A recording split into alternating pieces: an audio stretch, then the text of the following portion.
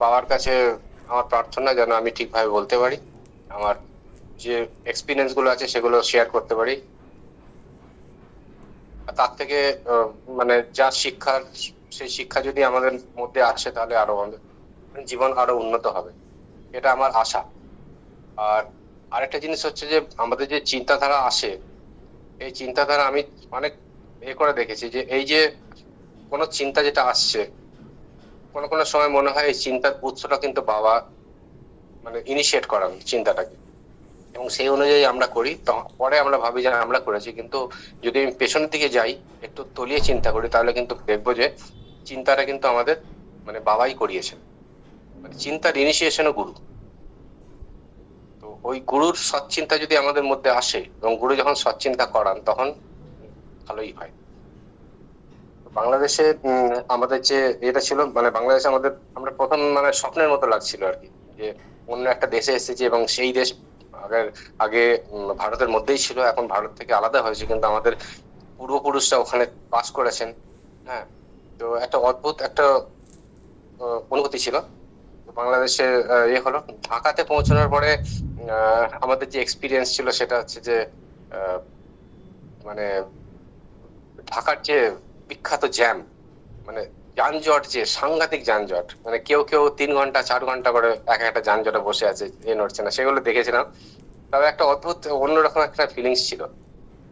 তো বাবা ওখানে পৌঁছানোর পরে দেখলাম যে বাবার ওখানে ভক্তের কিরকম মানে হিন্দু মুসলমান নির্বিশেষে সবাই বাবার হাতে আসছেন দেখা করবার জন্য। আর বাবা তাদের সঙ্গে সমানভাবে সাবলীল, সবার সঙ্গে, মানে কোনো বাবার কাছে কোনো তারতম্য নেই। একজন মুসলমান ভদ্রমহিলা এসছেন, ওনাকে বলছেন যে তুমি 5 বার করে পড়বে, আজান যেটা আছে তোমার, যে এটা স্পিরিচুয়াল স্ক্রিপচার যেটা আছে সেটা তুমি 5 বার করে পড়বে, এবং সেটা কি পড়বে সেটাও বাবা বলে দিচ্ছেন। এরকম সব এক্সপিরিয়েন্স আমরা চোখের সামনে দেখছি আর কি।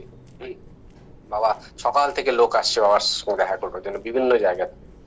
তো আমাদের কোয়ান্টাম আন্দোলনের বাংলাদেশে একটা কোয়ান্টাম একখানা সংস্থা আছে, সেই কোয়ান্টামের সাইদ আল বুখারি বাবার সঙ্গে মানে বাবাকে ইনভাইট করলেন একদিন সন্ধ্যেবেলা, আমাদের সেখানে যাওয়ার কথা। আমরা সব ভক্তদের মিলে ওখানে গেলাম।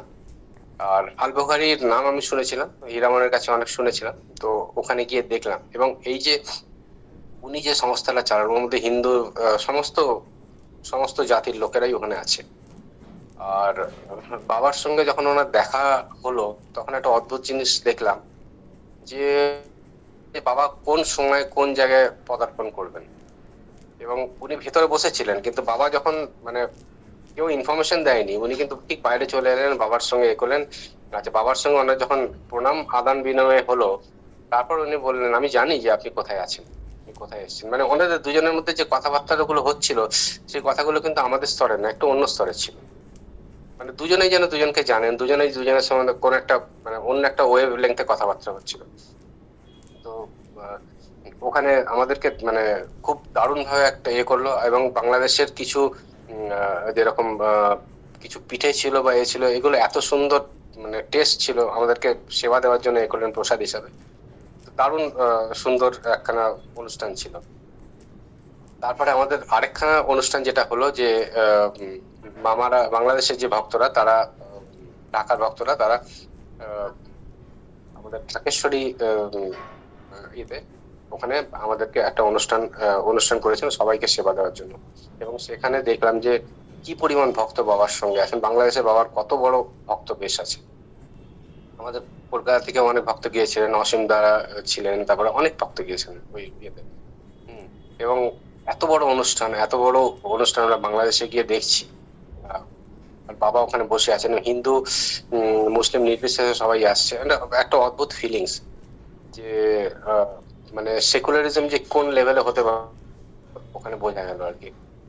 আর বাবা মানে কন্টিনিউয়াসলি বসে থাকলেন ওখানে, সবাইকে এন্টারটেন করলেন, মানে যতক্ষণ না লাস্ট লোকটা পর্যন্ত চলে আসে ততক্ষণ বাবা ওখানে করলেন। ঢাকেশ্বরী মন্দিরের যে বিশেষত্ব আমরা আগে পড়েছিলাম, সেটা চোখের সামনে মূর্ত হলো, দেখলাম। একটা অদ্ভুত ফিলিংস ছিল, মানে মনে হচ্ছিল যেন আমরা ঘোরের মধ্যে আছি। এত ভক্ত কলকাতা থেকে গেছে, বিভিন্ন জায়গা থেকে গেছে, প্লাস বাংলাদেশের ঢাকার ভক্তরা আছে, বাংলাদেশের বিভিন্ন জায়গা থেকে এসছে, একটা মহা মিলন হয়েছিল ওখানে। আর সেটা হয়ে যাওয়ার পরে তারপরে আমাদের বাবা বললেন যে তোমরা পাশাপাশি ঘোরো, বাংলাদেশে অনেক দেখার জিনিস আছে, অনেক পুরোনো মন্দির আছে, ওগুলো দেখো। তো আমরা লোকনাথ বাবার পার্বতীর আশ্রমে গেলাম। ওখানেও ওখানেও দেখলাম মানে এই যে আমরা যেটা ভাবি যে আহ, আমাদের ধর্ম, জাত এসব নিয়ে, ওখানে গিয়ে দেখলাম সব একই হয়ে গেছে। পার্বতীতে এমন একটা জায়গা, মানে ওখানে যখন আমরা গেলাম তখন দেখলাম প্রায় অ্যাটলিস্ট 50% যারা দর্শন করতে আসে তারা কিন্তু সব বোরখা বোরখা ইয়ে, ইয়ে, মানে মুসলিম সম্প্রদায় আর হিন্দু সম্প্রদায় সেরকম আছে। আর ওখানে যে সেবা, ভারতের যে সেবা সেটা হচ্ছে একটা অদ্ভুত। মানে গরম ভাত, আলু ভাতে কাঁচা লঙ্কা আর একটা ডাল, খুব সময় ডাল থাকে। ওই যে ওইটা হচ্ছে সেবা, কন্টিনিউয়াসলি আপনারা সেবা পাবেন ওখানে। আর আশ্রমটা একটা অদ্ভুত, মানে সবাই আসছে, সবাই কিরকম ভাবে বাবার আশ্রমে প্রণাম করছে, কিছু লোক তো গড়াগড়ি দিচ্ছে, ধুলো দিচ্ছে ওখানকার। তো একটা অদ্ভুত পরিবেশ, মানে বাংলাদেশের যে কালচারটা, আমাদের যে বাংলার যে কালচারটা, পুরো পশ্চিমবঙ্গ পূর্ববঙ্গ মিলিয়ে যে কালচারটা, সেটা খুব রিচ কালচার। এটা ওখান থেকে বুঝতে পারছিলাম বাংলাদেশের এতে। এইবার বাবার সঙ্গে আরেকখানা জায়গায়, মানে আমরা ঘুরছি বাবার সঙ্গে, এ হচ্ছে ঘটনা হলো সেটা, মানে এইটা বাবার লীলা। হঠাৎ করে বাবা একদিন বলছেন আমাকে আর চৈতালিকে ডেকে, বলছে বাবা তোমাদের এখানে খুব কষ্ট হচ্ছে। বললাম বাবা আমাদের তো কোনো কষ্ট নেই, আমরা তো আমরা খুব আরামে আছি। না তোমাদের সেবার কষ্ট হচ্ছে, আমি তোমাকে ঠিক সেবা দিতে পারছি না। আমি বললাম, কি বলছেন বাবা, আমরা তো এসেছি, আর কষ্ট আপনি আছেন আমাদের সঙ্গে, আমার কি কষ্ট? বলছে যে না, তোমরা একদিন দুদিন ঘুরে বাংলাদেশ থেকে চলে যাও। এটা একটা মানে আমাদের কাছে একখানা শখের মতো ছিল। তো আমি তো বুঝতে পারলাম না। আমি বললাম ঠিক আছে বাবা, গুরুর আদেশ শিরোধার্য। আমি ঠিক আছে বাবা, আমরা এখানে কয়েকদিন ঘুরবো, ঘুরে তারপরে আমি আমার ছেলেকে বলবো এখান থেকে টিকিটটা করে দিতে, ওখান থেকে করে টিকিটটা করে আমরা চলে যাবো, দুদিন আমরা ঘুরবো, আমরা হোটেলেই থাকবো। আপনার কোনো চিন্তা নেই, আপনি আদেশ দিয়ে দিয়েছেন, এরকমই হবে। চৈতালির মনটা খুব খারাপ। তো এইবার আমরা ওখান থেকে বেরিয়েছি, তখন আমার বাড়িতে বাবা বলেছেন এটা। তখন আমরা বেরোলাম, বেরিয়ে বললাম ঠিক আছে চল আমরা আজ বাংলাদেশে ঘুরি। আমরা ইসকন মন্দিরে গেলাম, ঘুরলাম। আচ্ছা এইখানে অদ্ভুত জিনিস যে আমরা ইসকন মন্দিরে গেলাম, ওখানে প্রসাদ পেলাম। প্রসাদ পাওয়ার পরে এবার মোবাইল তো ওখানে আমাদের তো অন্য সিম নেওয়া হয়েছিল, এবং সিম ওটা চলতে চলতে মাঝে মাঝে ইয়ে হয়ে যায়, আউট হয়ে যায়, মোবাইল বন্ধ হয়ে যায়। আর মামার বাড়ির অ্যাড্রেস আমরা খুব একটা ভালো মতো জানি না। এইবার রিক্সাওয়ালাকে জিজ্ঞেস করে এই করে তাই করে আমরা এই করেছি। বাংলাদেশে মানে একটা জায়গা আমরা বুঝতে পারছি না যে কোন দিকে যাব। তো আর প্রচন্ড জাম, মানে কিছুতেই যাওয়া যাবে না, বাসেও যাওয়া যাবে না, কিছুতেই যাওয়া যাবে না। তো অগত্যা একটা রিক্সা ধরতে হলো। রিক্সা ধরে আমি ট্রাফিক পুলিশকে বললাম আমরা এখানে যেতে চাই, আমরা বাইরে থেকে এসেছি, কলকাতা থেকে এসেছি। তো কি আনন্দ তার শুনে, কলকাতা থেকে এসেছি, তোমরা কলকাতা থেকে, আপনারা কলকাতা থেকে এসেছেন, আপনারা আমাদের তো ইয়ে অতিথি।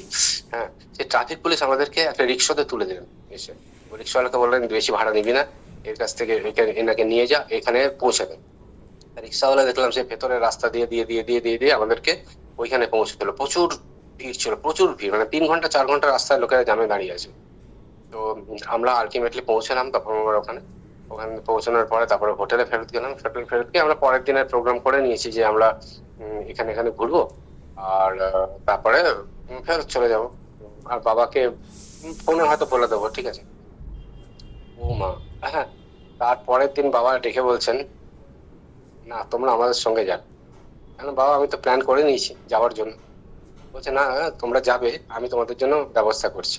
আমাদের পরের ট্রিপ ছিল বিথঙ্গল। বিথঙ্গল হচ্ছে একটা হচ্ছে মানে এই জায়গাটা কিরকম বলা যায় যে বর্ষাকালে এই জায়গাটা পুরোটা হচ্ছে সমুদ্রের মতো হয়ে যায়। এখানে নৌকা চলে, একটা গ্রাম থেকে আরেকটা গ্রামের মধ্যে নৌকা চলে। আর যখন গরমকাল থাকে, আমরা যখন গিয়েছিলাম সেই সময়টাতে রাস্তা থাকে, কিন্তু রাস্তা কাঁচা রাস্তা, একদম ধুলোয় ভর্তি রাস্তা, চারিদিকে মানে একটা গ্রাম থেকে আরেকটা গ্রামের ডিস্টেন্স অলমোস্ট 20 কিলোমিটার। আর মাঝখানে পুরো ধানের ক্ষেত, মানে সবচেয়ে বড় ধানের, যেদিকে দেখা যায় সবুজ ধানের ক্ষেত, অদ্ভুত জায়গা। আর নদী, চারিদিকে নদী, মানে ঘরের মধ্যে নদী ঢুকে যাচ্ছে এরকম আর কি। দারুণ সুন্দর। আর বিথঙ্গলে যাবে যখন বাবা বললেন যে তোমরা আমাদের সঙ্গে থাকো, বিথঙ্গলে যাবে, তখন একটা মানে ইয়ে পেলাম যে আরে বাবা তো কি বললেন আর আমরা কি প্ল্যান করেছিলাম, আর এখন আমরা যাবো বাবার সঙ্গে। খুব আনন্দ, খুব এক্সাইটমেন্ট। বিথঙ্গলে একখানা আখড়া আছে যেটা হচ্ছে বৈষ্ণবদের আখড়া, এবং সেই আখড়াতে বাবা আমাদেরকে নিয়ে যাবেন। মানে ওটা তপন মামা আর গোপাল মামা ওরা প্ল্যান করেছিলেন ওখানে যাওয়ার জন্য। তো গাড়িতে করে যাওয়া হলো বিথঙ্গলে, এবং বিথঙ্গলে গিয়ে আমাদের মনে হলো যে আমরা কোন একটা জায়গায় এসেছি। ওই যে যেখানে আমাদের থাকার ব্যবস্থা হয়েছিল, বাবাকে যেখানে রাখা হলো, সেটা হচ্ছে মন্দির, বহু পুরনো মন্দির, মানে ওটা কমসে কম আমার মনে হয় 200-300 বছর পুরনো মন্দির হবে। আর ওখানে যে মহন্ত, ওনার বয়স হচ্ছে 94, তখন 94 বছর বয়স ছিল। আর উনি তখন হেঁটে হেঁটে বেড়ান একদম ইয়ে। আর উনি চিকিৎসা করেন, চিকিৎসা করা মানে ওনার কাছে একটা দণ্ড আছে, লাঠি। আচ্ছা, ওখানে যেরকম মানে কেউ হাঁটতে পারছে না, কারো প্যারালাইসিস হয়ে গেছে, বাচ্চাদের কোনো কারোর ইয়ে হয়েছে, মানে এরকম সব রোগী আছে, এবং উনি ওদের দণ্ড দিয়ে টাচ করেন আর তারপরে নাকি তারা ঠিক হয়। এটা আমাদেরকে প্রথমে বলা হলো যে উনি এইভাবে চিকিৎসা করেন, ওষুধ টষুধ কিছু দেন না, দণ্ড দিয়ে টাচ করেন। তো ওই একটা এক্সপিরিয়েন্স ছিল, ওটা আমরা দেখার ইয়েতে ছিলাম। তো আমরা যখন গেলাম, খুব ভালোভাবে আমাদেরকে ইয়ে করলো। আর উনি মানে যাকে মানে কাউকে বাজ বিচার নেই, কেউ যদি ওনার সামনে ভুল কিছু বলে সঙ্গে সঙ্গে মানে ওনাকে একদম মানে উনি এমন বকাবকি করেন যে চিন্তা করা যায় না। আর বাংলাদেশ মানে উনি যে ভাষায় কথা বলছেন, ওই বাংলাদেশের অ্যাকসেন্টটা কিন্তু আমরা বুঝতে পারি, আমরা অর্ধেক কথাই ওনার বুঝতে পারছি না। আমরা কলকাতা থেকে যারা এসেছে তাদের যে অ্যাকসেন্ট আছে আর বাংলাদেশের যে অ্যাকসেন্ট আছে, ওই অ্যাকসেন্টে উনি যখন কথা বলেন তখন আমরা বুঝতে পারি না অর্ধেকটা জিনিস। উনি কি বলতে চাইছেন সেটা বুঝতে পারে না। ওই জন্য হীরামনের কাছে যাই, হীরামন কি বললো বলো না, রিঙ্কুকে জিজ্ঞেস করি রিঙ্কু কি বললো বলো না, এরকম আর কি। তো এটা একটা অত্যাশ্চর্য ঘটনা ঘটছিল। আর মানে মন্দিরটা এত সুন্দর, এত পবিত্র, আর এত লোক ওখানে আসেন। এখানেও একই ব্যাপার, হিন্দু মুসলিম সমস্ত মুসলিম অধ্যুষিত এরিয়া, কিন্তু মানে প্রচুর মুসলিম আসেন ওখানে এ করতে, হিন্দুদের সঙ্গে সঙ্গে মুসলিমরাও আসেন। এবং তারা ওই মহন্তর কাছে আসেন, মহন্তর কাছে মন্দিরে প্রণাম করেন, মহন্ত লাইট ঠুকে দেন এবং তারা ঠিক হয়ে যায়। এরকম অনেকের কাছে আমরা এক্সপিরিয়েন্স শুনলাম। তো এইটা ইয়ে হলো। এইবার আমি আজকে আর আমি বেশিক্ষণ বলবো না, এটা বলেই বলবো, কারণ কালকে আমি আরো কিছু এক্সপিরিয়েন্স বলবো যে দুই বৈষ্ণবের যে মিলন এবং দুই বৈষ্ণবের মধ্যে যে কি শিক্ষার আদান প্রদান, সেটা আমি কালকে কিছু ঘটনা বলবো বাবার সম্বন্ধে। বাবা যে কিরকম মানে কোন লেভেলের বৈষ্ণব, সেই লেভেলের বৈষ্ণবটা ওখানে আমাদেরকে পরিচয় দিয়েছেন বাবা। তো সেটা আমি কালকে বলবো।